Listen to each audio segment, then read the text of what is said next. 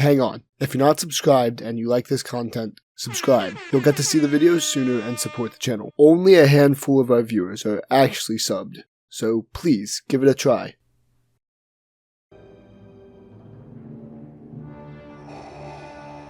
You have served your purpose well, my apprentice. But I have no further use for you.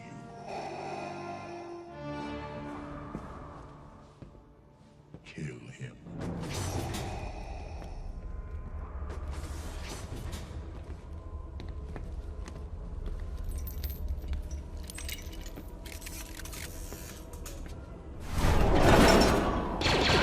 What happened? Where is he?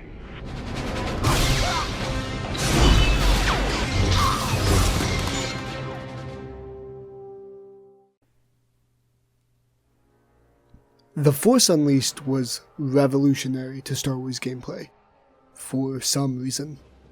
Up to this point, most, if not all Star Wars games were shooters.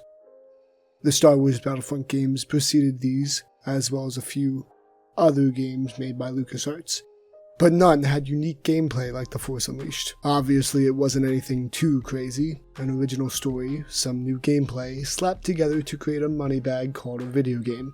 It did so well that they made a sequel, and this sequel underperformed. The first one sold 8.9 million copies, and was also the fastest selling LucasArts Star Wars game. The second one sold only 1.9 million, and because of that, I went into this game thinking it was going to be far worse than the first. I was expecting the same gameplay, just longer with a much worse story. I had no hopes, and especially if you saw the last retrospective, I was not excited at the end of that video to play the next one. At first I was surprised. What I thought was the game had better gameplay for what seemed like a lot less time, story, and charm. But while doing research for this video, I quickly came to the realization that there was a glaring problem spread throughout the entire game. So, let's travel through another horrible game with this Force Unleashed 2 retrospective.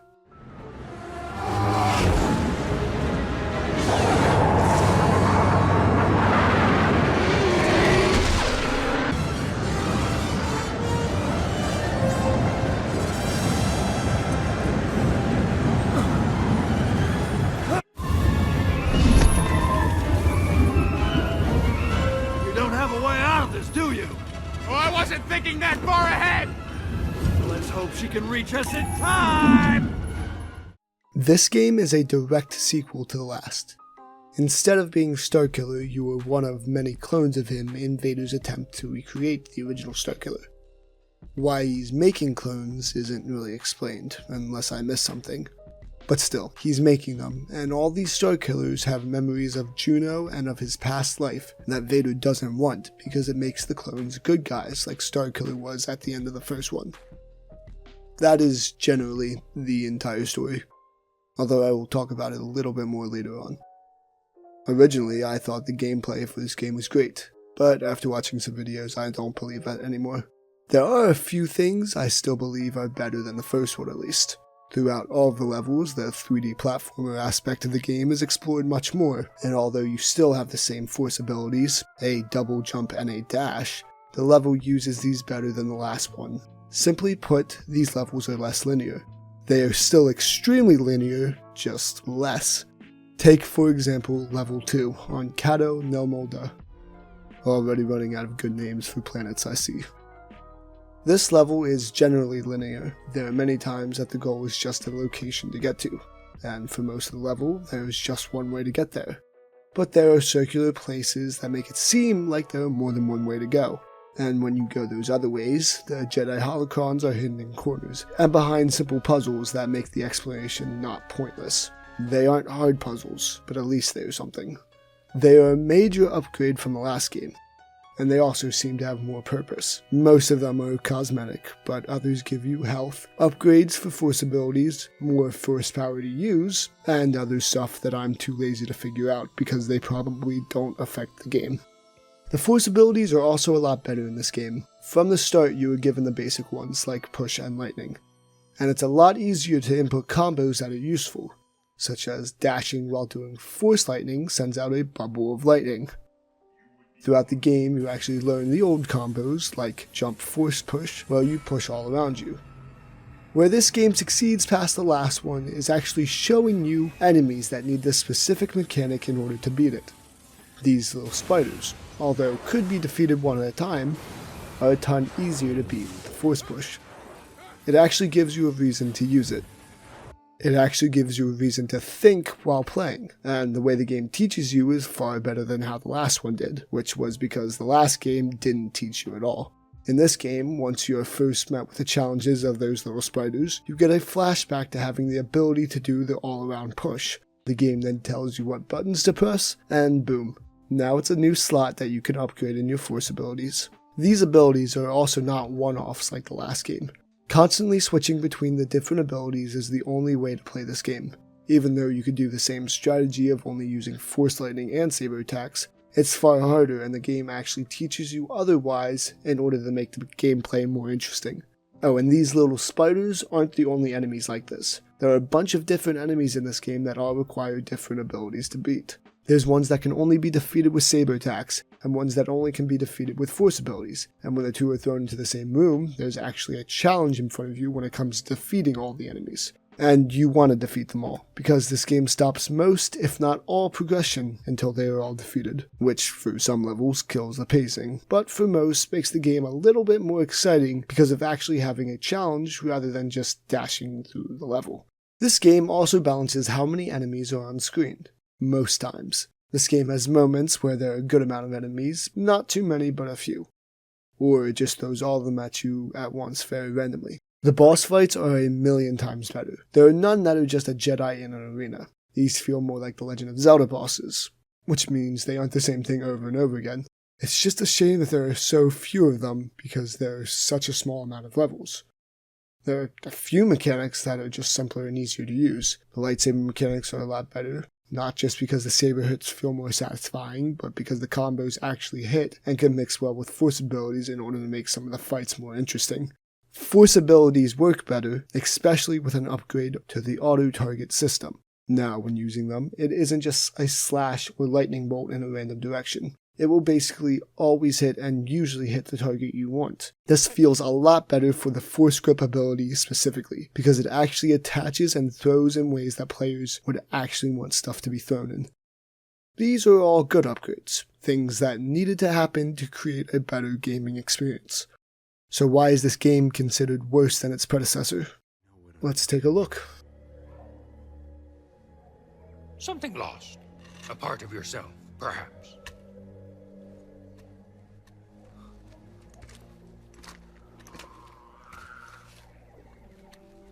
That which you seek, inside, you will find.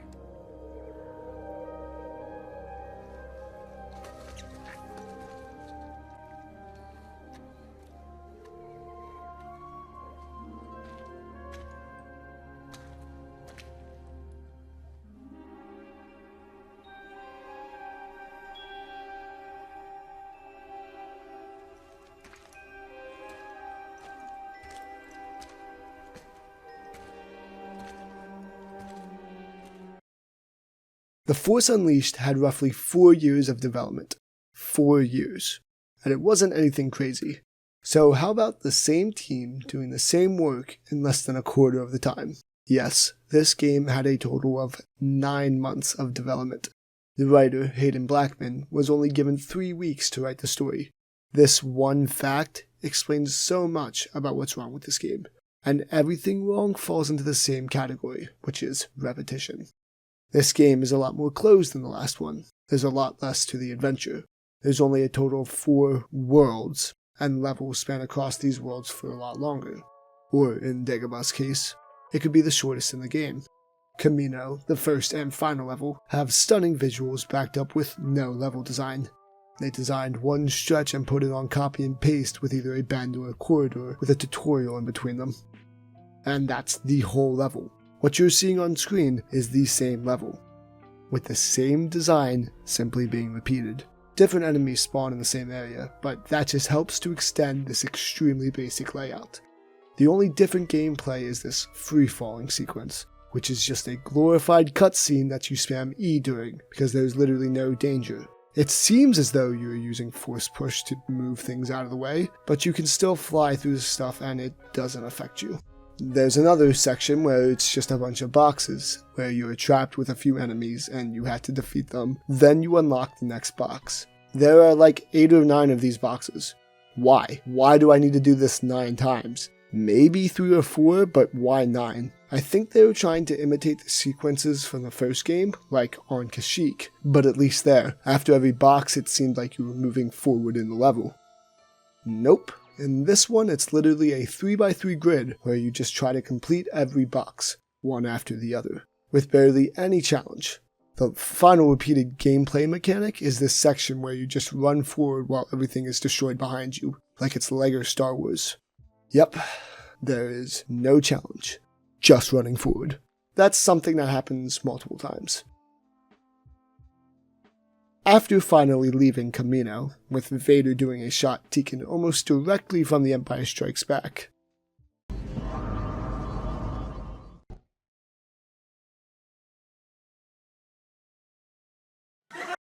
we go to the second planet, which isn't much better. Although I complimented this level early on its design when it came to non-linearity, this level has the same flaw of constant repetition. The outside balconies all seem the same red carpeted middle section, random enemies laid out everywhere, and circular platforms connecting the paths together. That's it. It's just constantly running through the same thing again. Even the inside areas are copied layouts every single time. There isn't a unique location except for the boss fight arena, and one other section where we ride on a train. But even then, most of its gameplay is copied because all you're doing is grabbing TIE fighters and stopping them from destroying the train, which is copied multiple times throughout this game and the first one. This gameplay mechanic didn't even work in the first game, so why did they even try to remake it? Then there's the second phase. It's unplayable. There's some guy shooting rockets at you, which are so broken. The rockets need to be parried, which means you block as they're about to hit you, and then the rockets get sent back. It's super easy until he sends out a group of rockets, which are actually impossible to parry, meaning no matter what, and no matter how hard you try, there is no success. And it's funny because the train's life probably doesn't go down until this sequence. The mini-boss fight is just boring because it's the same thing as the train fight, except that you can protect yourself from not taking any damage. But finally, there's an actual boss fight. Again, it's like a Legend of Zelda boss, just simpler. I complimented it because it's at least unique gameplay, requiring you to do different tasks rather than fighting some random Jedi. But this boss fight has to end in some way. And of course, it's the free-falling sequence. You are in no danger, and every once in a while you attack the beast. But it's all basically, again, a glorified cutscene where you press the minimal amount of buttons every time. Dagobah. I will not be brief about this as much as I want to. Dagobah is the worst level ever because it's a tease. This section will probably last longer than the gameplay behind it lasts. It's an amazingly designed level, a great environment, dark, daring, and extremely fitting for the Dagobah we know. But the level is nothing. You get to go through about 30 seconds to a minute of just going from your ship to a cutscene, and that's the level. A theory from Cleanprincegaming, who made another great video about this same game, says that there was supposed to be a level, but the team ran out of time, and instead of scrapping all this work with this great environment, they just gave us a little sequence in order to... Actually, no, I'm not going to make excuses for them. I don't know why this is still in the game. There's one cutscene and 30 seconds of gameplay. This should never appear in this game. Just let him have force visions on the ship, not fly all the way to Dagobah for a 1 minute long sequence. Even worse, it's the last new level. Directly after the cutscene, you're transported onto the ship with Coda, and that's it. We fly back to Kamino, and that's the game. How? A total of 4 locations, Kamino, however the name for the second one is said, Dagobah, which barely counts, and the cruiser. There are so few locations that the levels are quite literally just a loading screen or cutscene apart, even though they're on the same location. But looking through the knowledge of this game was made in only 9 months, it makes sense. Constant repeating designs and enemies simply because that was easier. I can't say I guarantee this, but I hope if the team had more time, there would be more levels, worlds, and enemies. I was expecting an 8 to 10 hour experience, with either better gameplay or the same gameplay. Sadly, it was not that. This game has less content, less gameplay, and less story. Oh, I haven't even mentioned the story. The story is laughably a story. On Camino, you get memories of Juno and how you liked her. Then you fly away to go get Coda, visit Dagobah, get a vision of Juno being hurt, use Coda to help you get the Rebel Alliance to attack Camino, go to Camino yourself, fight Vader, beat him, and either choose to spare him or kill him. That's it. That's the whole story. That's not even a simplified summary of it. That's how in-depth this story can get. That's all there is to it. The game just seems incomplete. It feels like there could have been so much more, and every location or enemy you fight is so simple that it seems there is no work put into them because they simply didn't have time. If you played it, you know the feeling. Running through and constantly getting the quick time cutscenes for defeating certain enemies, which is cool the first time, but not the 1000th time the game forces you to do it. It's just another thing that makes this game feel long and boring. Although the variety of enemies is nice, it is painful when there are only a handful of enemies with only one way to beat them. Now, we're on the complete spectrum for the first one. In that one, it was bad that all I had to do was use Force Lightning and Saber attacks, and now I have to use more, but it's so boring and painful. It's because the bigger enemies are so common that it feels forced. These cutscenes happen far too often, and slow the gameplay down far too much. Look, these are all different times I defeated the same enemy. The only way to kill it is that same cutscene. Even saber throwing is limited to a quick-time event and not an actual force ability like it was in the last game. Maybe if the game was longer, it wouldn't have felt so repetitive. Just maybe. My other big problem with this game is the fact that Starkiller is just way too powerful. He's too good. When he gets shot in the face, it barely takes a sliver of his health away. He gets frozen in whatever this is, and all the enemies just wait for him to break out before they attack him. Even rockets aren't enough to do 1/8 of his health. How? I get they don't want you dying, but they don't want you to have any challenge at all. And by the time someone completes the game, it's boring because there was literally nothing to do the entire time. Yeah, I have to stop and kill enemies, but not because they're a threat to killing me. I never cared, and therefore it seemed like a chore rather than a goal to accomplish. It's the same thing as the first one, but at least in the first one, there was a good variety of enemies that could pose a threat on first encounters, such as the Rancors. They were scary the first time because I had no clue how to deal with them. There's nothing like that in this game, and every time there's a threat, there's a meter that allows you to go crazy and take no damage while doing triple the amount of it. It basically means that no matter what you do, you don't ever have a challenge. You've taken everything from me! Your feelings for her are not real. They are real to me! I don't have anything else to say. I was sad. This game had potential, but after learning that it was only given 9 months of development time, I understand and sadly have to say it's worse than the first one. Too bad. This game actually tried setting up for a sequel. Who knows how good that one could have been. And hey, if you enjoyed this video, please subscribe, like, and leave a comment. It really helps the channel. And I look forward to seeing you guys in whatever video comes next. See ya!